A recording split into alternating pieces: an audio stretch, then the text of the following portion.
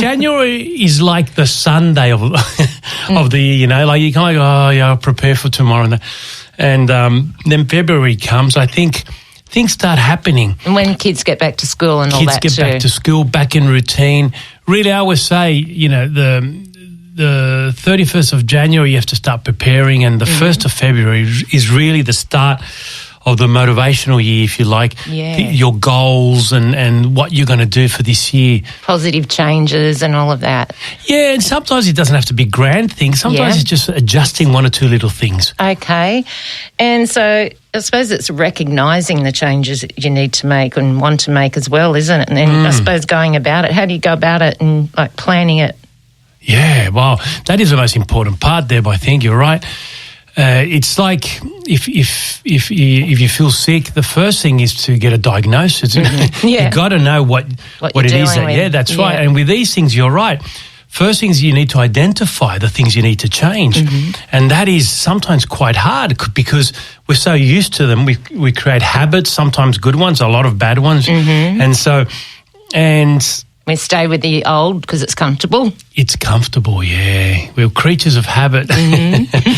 Comfort is nice, but it's also a barrier to success. We know that. You know, there's two things that are a barrier to success: fear and comfort. Yeah. And so we have to try to override that. Doesn't mean that we have to be fearless all the time or in discomfort all the time. No, it just means that if we're in a situation and we don't change because it's too comfortable but it's still bad for us. Yes. That's the ones that we got to change.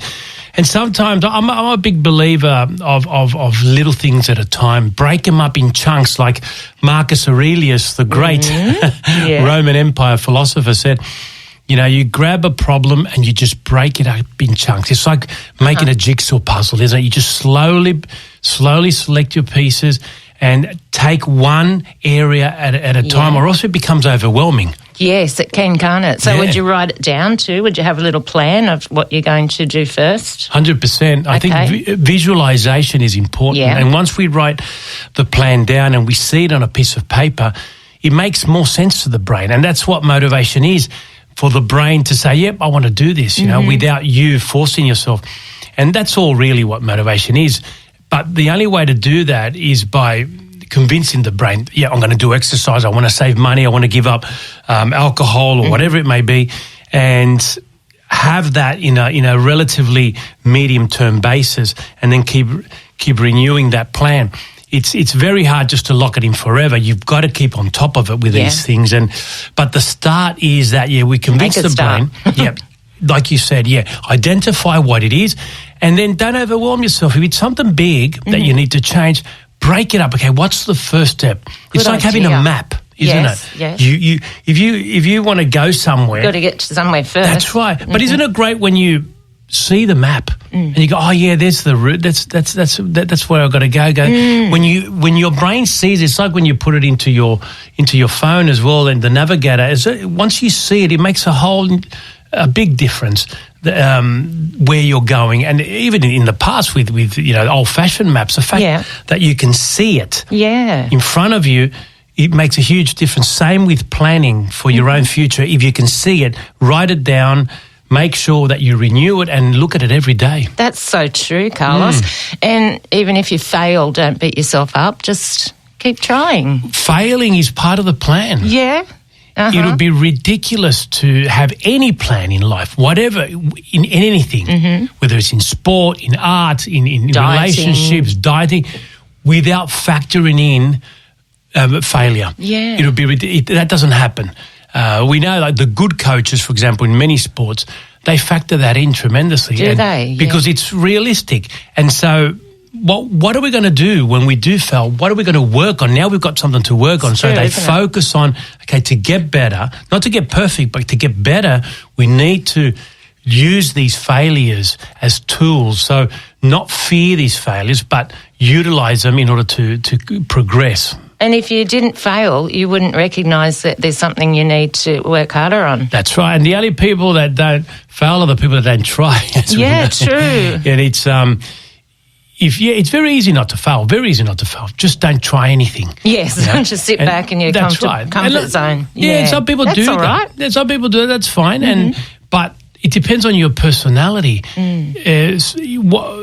What I find, people that are very successful just, in a way, almost crave failure because they know it's the only way to get to success. And they love challenges too. That's right. Or Michael Jordan, the great basketballer, some consider the best ever.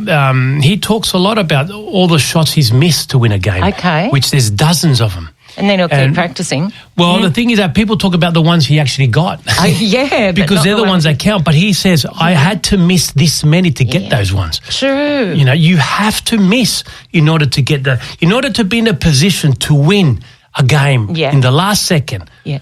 You would have had to do that many, many times. And lots of work. That's the probability. It's like fishing, isn't it? In order to get one fish, you're going to have to lose a lot of bait first. It's true. Sometimes you're lucky and it doesn't happen, but probability doesn't work that way. It's a formula. So you know that in order to, for example, to sell this book, for example, I bought in today. You did. I need to knock on 10 doors, for example, for a certain price.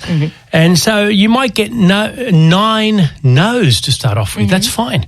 And you know you're getting closer to the one that's going to say yes. And in life, it's a bit like that, whether it's losing weight, saving money, planning for a trip, or changing jobs, or whatever it may be. You know there's going to be some obstacles, and that's fine. You factor them in.